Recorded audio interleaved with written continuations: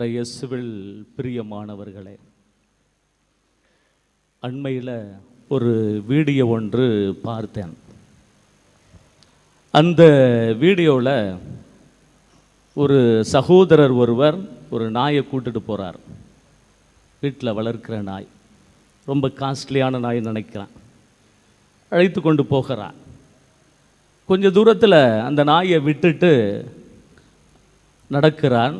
திரும்பி பார்க்குறான், அந்த நாய் வரலை. உடனே அது ஆக்ஷன் பண்ணுது. குப்புறப்படுத்திக்கிட்டு கால் ரெண்டையும் மேலே தூக்கிக்கிட்டு தலையை இப்படி அசைக்குது. உடனே இவர் கிட்ட போகிறார்.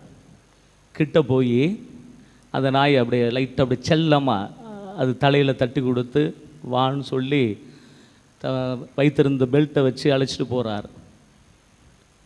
அழைத்து போகின்ற அந்த சமயத்தில் இதையெல்லாம் கூர்ந்து கவனித்து கொண்டிருந்த ஒரு தெருநாய் அதே போல் ஓடி வருகிறது. அவருக்கு முன்னால் 2 கால்களையும் அப்படி குப்புறப்படுத்தி கொண்டு 2 கால்களையும் தூக்கி கொண்டு தலையை ஆட்டுகிறது, அசைக்கிறது.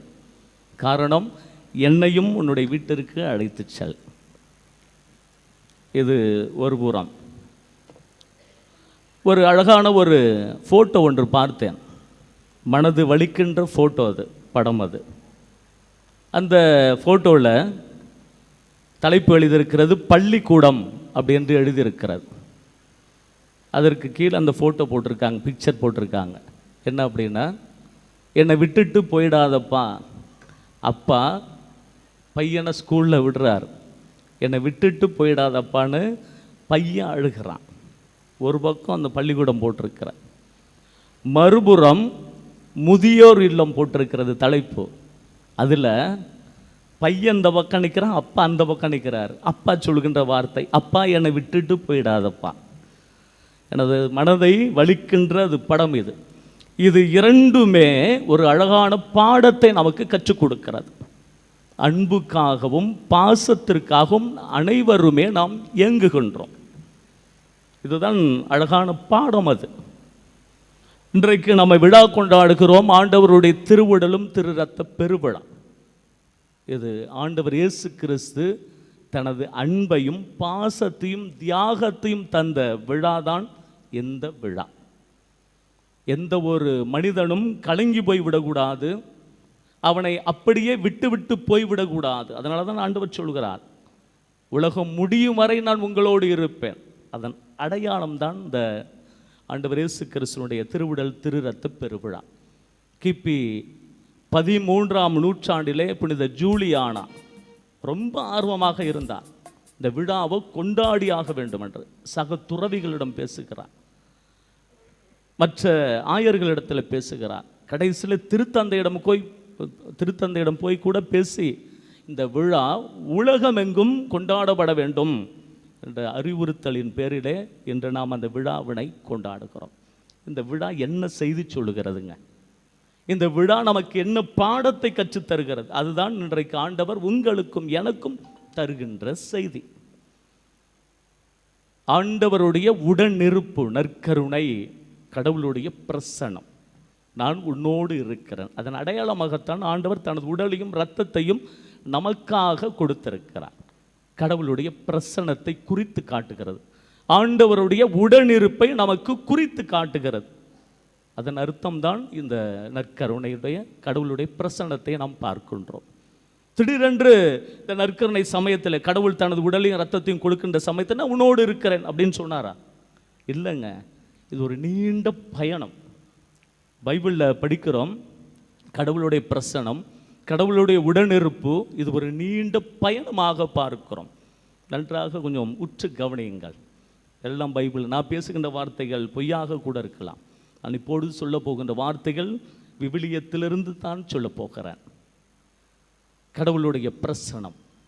தொடக்க நூல் 1-2வது அதிகாரத்தில் பார்க்கிறோம், கடவுளுடைய ஆவியானவர் நீர்த்திரளின் மேல் அசைவாடி கொண்டிருந்தார் என்று பார்க்கிறோம். அப்போதான் முதலாக இந்த உலகத்திலே கடவுளுடைய பிரசன்னம் தோன்றுகிறதுங்க. நீர்த்திரளின் மேல் கடவுளுடைய ஆவியானவர் அசைவாடி கொண்டிருந்தார் என்று பார்க்கிறோம். அதன் பிறகு கடவுளுடைய பிரசன்னம் கொஞ்சம் கொஞ்சமாக பயணம் செய்கிறது. தொடக்க நூல் 3ஆம் அதிகாரம் 8வது வசனம். கடவுள் ஆதாம் ஏவாளை படைத்து விட்டார், பாவம் செய்து விட்டார்கள். அப்பொழுது அவர்கள் மரத்துக்கிளை போய் ஒளிந்து கொள்கிறார்கள். 3ஆம் அதிகாரம் 8வது வசனத்தில் பார்க்கிறோம், ஆண்டவருடைய காலடி ஓசை கேட்டு அப்படின்னு படிக்கிறோம். கடவுளுடைய ஆவியானவர் தண்ணீரிலே அசைவாடி கொண்டிருந்த பிரசன்னம், அவருடைய உடனிருப்பு இப்பொழுது காலடி ஓசையாக மாறி போகிறது. அதன் பிறகு அப்படியே பயணம் செய்கிறது, விடுதலை பயணம். 3ஆம் அதிகாரம் 4வது வசனத்தில், எகிப்து அடிமைத்தனத்திலிருந்து இன்னும் இஸ்ரேல் மக்களை மீட்கவில்லை. உடனடியாக ஒரு இடத்திலே மோய்சன் ஆடு மேய்த்து கொண்டிருக்கிறார். ஒரு முட்புதர் எரிந்து கொண்டிருக்கிறது. 3ஆம் அதிகாரம் 4வது வசனம், அருகிலே செல்கிறார்.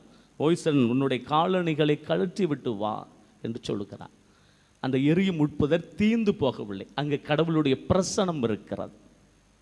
அதன் பிறகு பார்க்கிறோம், அந்த மக்களை எல்லாம் எகிப்து அடிமைத்தனத்திலிருந்து இஸ்ரேல் மக்களை மோய்சன் அழைத்து போகிறார். 13ஆம் அதிகாரம் 31வது வசனத்தில், மேகத்தூண் நெருப்புத்தூண், பகலிலே மேகத்தூண் இரவிலே நெருப்புத்தூண் தனது பிரசனத்தை கொடுத்து கொண்டிருக்கிறார். விடுதலை பயணம் 20வது அதிகாரம் 1லிருந்து 17வது வரையும் உள்ள வசனங்கள், கடவுள் மோய்சன் வழியாக 10 கட்டளைகளை கொடுத்து, இந்த கட்டளைகளை எல்லாம் கடைபிடி, இந்த கட்டளைகளில் நான் இருக்கிறேன் என்று சொல்லுகிறார். அப்படியே ஒன்று ஒன்றாக பார்த்தீர்கள் என்றால் உங்களுக்கு நன்றாகவே புரியும். தண்ணீரிலே அசைவாடி கொண்டிருந்த கடவுளுடைய பிரசனம் காலடி ஓசையாக மாறி போகிறது. அதன் பிறகு எரியும் முட்புதரிலே கடவுளுடைய பிரசன்னத்தை பார்க்கிறோம். 10 கட்டளைகள் வழியாக கடவுளுடைய பிரசன்னத்தை பார்க்கின்றோம். விடுதலை பயணம் 40வது அதிகாரம் 34வது வசனத்தில், சந்திப்பு கூடாரத்தை அமைக்கிறார்கள். எப்பொழுதெல்லாம் மோய்சன் அந்த சந்திப்பு கூடாரத்திற்கு அருகில் செல்கிறாரோ அப்பொழுதெல்லாம் கடவுளுடைய பிரசனம் அங்கே இருக்கிறது. அன்பார்ந்த சகோதர சகோதரிகளை, யோசுவா புத்தகம் 3ஆம் அதிகாரத்தில் ஒரு அற்புதமான ஒரு நிகழ்வு ஒன்று நடக்கிறது. எரிக்கோ மதில் சுவரை உடைத்து விட்டு அவர்கள் பாலும் தேனும் பொழிகின்ற கானான் தேசத்தை அடைய வேண்டும். இப்பொழுது அதற்கு முன்பாக யோர்தான் ஆற்றிலே தண்ணீர் கரைபுரண்டு ஓடுகிறது. அந்த தண்ணீரை கடந்து போக வேண்டும், இந்த ஆற்றை கடந்து போக வேண்டும். இவர் கொண்டும் புரியவில்லை. அழகான யோசனை யோசுவாவுக்கு தோன்றுகிறது. என்னவென்றால், 4 குருக்களை அழைக்கிறார். 4 குருக்களை அழைத்து இந்த உடன்படிக்கை பேழை, இந்த உடன்படிக்கை பேழைக்குள்ளத்தான் ஆண்டவர் கொடுத்த அந்த கட்டளைகளை வைத்திருந்தார்கள். இந்த உடன்படிக்கை பேழை எங்கெல்லாம் சென்றதோ அங்கே அவர்களுக்கு வெற்றி கிடைத்தது போரில்லை. காரணம், அங்கே கடவுளுடைய பிரசனம் இருந்தது. அதனால்தான் அந்த உடன்படிக்கை பேழை 4 குருக்களை எடுத்து வர சொல்லுகிறார். முதலிலே நீங்கள் ஆற்றிலே இறங்குங்கள் என்று சொல்லுகிறார். இந்த 4 குருக்களும் கடவுள் பிரசனம் இருக்கின்ற அந்த உடன்படிக்கை பேழையை ஆற்றுக்குள்ளே எடுத்து இறங்குகிறார்கள். என்ன ஒரு அதிசயம்! அது 2ம் மதில் சுவர் போல அந்த தண்ணீர் பிரிந்து அவர்களுக்கு வழிவிடுகிறார். அதன் பிறகு முதல் அரசர்கள் புத்தகத்தில் பார்க்கிறோம், சாலமோன் மன்னன் ஒரு பிரம்மாண்டமான கோயிலை கட்டுகின்றான். எங்கெல்லாம் இந்த உடன்படிக்கை பேழையை சுமந்து சென்றார்களோ அந்த உடன்படிக்கை பேழைக்குள்ள இருந்த அந்த 10 கட்டளைகளை ஒரு பிரம்மாண்டமான ஒரு கோயில் கட்டி அந்த திரு தூயகத்திலே வைத்திருக்கிறான். அன்பார்ந்த சகோதர சகோதரிகள், சற்று அப்படியே கொஞ்சம் அலசி பாருங்களா. நீர் திரளின் மேல் அசைவாடி கொண்டிருந்த கடவுளுடைய பிரசனம். அடுத்ததாக எரியும் முட்புதரிலே இருந்தார். மக்களோடு மக்களாக கடந்தார். விடுதலை பயணம் 3:7 படிக்கிறோம், இஸ்ரேல் மக்கள் படும் துன்பத்தை நான் கண்களால் கண்டேன், இதோ கீழே இறங்கி அவர்களுக்கு உதவி செய்ய போகிறேன். மக்களோடு மக்களாக இருந்த பிரசனம், தொடக்கத்தில் காலடி ஓசையாக இருந்த பிரசனம், அடுத்தது 10 கட்டளையாக இருந்த கடவுளுடைய பிரசனம். அதன் பிறகு பார்க்கிறோம், எங்கெல்லாம் இடி முழக்கம் இருந்ததோ அங்கெல்லாம் கடவுள் அவர்களுடைய இடி முழக்கத்தின் வழியாக பேசினார். எங்கே மின்னல் சென்றதோ அந்த மின்னல் வழியாக கடவுள் பேசினார், பிரசனத்தை கொடுத்தார். எங்கே புகை மூட்டம் இருந்ததோ அங்கே அந்த புகை மூட்டம் வழியாக கடவுள் தனது பிரசனத்தை கொடுத்து கொண்டே இருந்தார். இது பழைய ஏற்பாட்டில் கடவுள் நான் உன்னோடு இருக்கிறேன் என்று ஒவ்வொரு வேளையிலும் ஏதாவது ஒரு சூழ்நிலையிலும் தனது பிரசனத்தை கடவுள் கொடுத்து கொண்டிருந்தார். இது மறைமுகமாக கடவுள் நான் இருக்கிறேன், நான் உன்னோடு இருக்கிறேன் என்று வெளிப்படுத்தி கொண்டே இருந்தார். புதிய ஏற்பாட்டில் யோவான் 1:14 அழகாக படிக்கின்றோம், வாக்கு மனிதரானார், நம்மிடையே குடிகொண்டார். மறைமுகமாக நான் உன்னோடு இருக்கிறேன் என்று கடவுளுடைய பிரசனம் இப்பொழுது இயேசுவாக வெளிப்படையாக அந்த உலகத்தில் இயேசுவாக உருவெடுக்கிறது. அதுதான் கடவுளுடைய பிரசனம். அதன் பிறகு லூக்கா நற்செய்தி 22:14 படிக்கிறோம், தனது உடலையும் இரத்தத்தையும், அந்த இறுதி ராவுணவில் உங்களுக்கு தெரியும் அந்த நிகழ்வு, தனது உடலையும் இரத்தத்தையும் உணவாக நமக்கு கொடுக்கிறார். இது நினைவாக செய்யுங்கள். தனது பிரசனத்தை கொடுக்கிறார். அன்பார்ந்த சகோதர சகோதரிகளே, இப்படி வெளிப்படையாக கடவுள் தனது பிரசனத்தை கொடுத்து கொண்டிருந்த சமயத்தில், இப்பொழுதெல்லாம் நான் இருக்கிறேன், உன்னோடு இருக்கிறேன் என்று சொன்னவர் கடைசியாக கொரிந்தியருக்கு எழுதிய முதல் திருமுகம் அதிகாரம் 6 இறைவசனம் 19 பார்க்கிறோம், உங்கள் உடல் பரிசுத்தாவி தங்குகின்ற ஆலயம் என்று தெரியாதா? நீர் திரளின் மேல் அசைவாடி கொண்டிருந்த கடவுளுடைய பிரசனம் இப்பொழுது நம்மிடத்தில் இருக்கிறது. நம்மிடத்தில் இருக்கிறது. இதுதான் கடவுளுடைய பிரசனம். இதுதான் நற்கருணையுடைய பிரசனம். அன்பார்ந்த சகோதர சகோதரிகளே, இப்படி தனது உடனிருப்பை கொடுத்து அன்பையும் தியாகத்தையும் கொடுத்து கொண்டு தனது வாழ்வையை நமக்காக தந்த ஆண்டவர் இயேசுவை நாம் எப்படி வாழப்போகிறோம், எப்படி வெளிப்படுத்த போகிறோம், அதுதான் ஆண்டவர் இன்றைக்கு நமக்கு தருகின்ற செய்தி. தொடக்க நூல் அதிகாரம் 1 இறைவசனம் 27, மானிடரை ஆண்டவர் தனது சாயலிலே படைத்தார். அப்போ ஒவ்வொரு இடத்திலுமே இயேசு இருக்கிறார், ஒவ்வொருவரும் இயேசுவாக இருக்கிறார்கள். எவ்வளோ அழகாக இருக்கிறது பார்த்தீங்களா? பைபிளுங்க, விவிலியம் சூப்பராக இருக்கும். நீங்கள் படிக்க படிக்க அவ்வளோ அழகாக நிறைய விஷயங்களை நீங்கள் பார்க்கலாம்.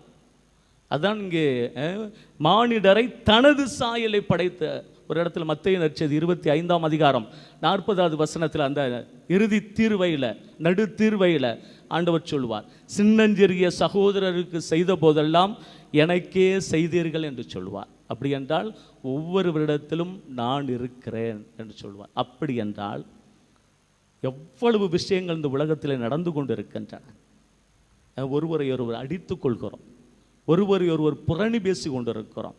நம்மிடத்தில் இயேசு இருக்கிறார், நம்மிடத்தில் கடவுளுடைய பிரசனம் இருக்கிறது என்பதனை நாம் மறந்து போய்விட்டு இந்த உலகத்தில் எந்த நோக்கத்திற்காக ஆண்டவர் வந்தாரோ அதை துளைத்து விட்டு நிற்கின்றோம்.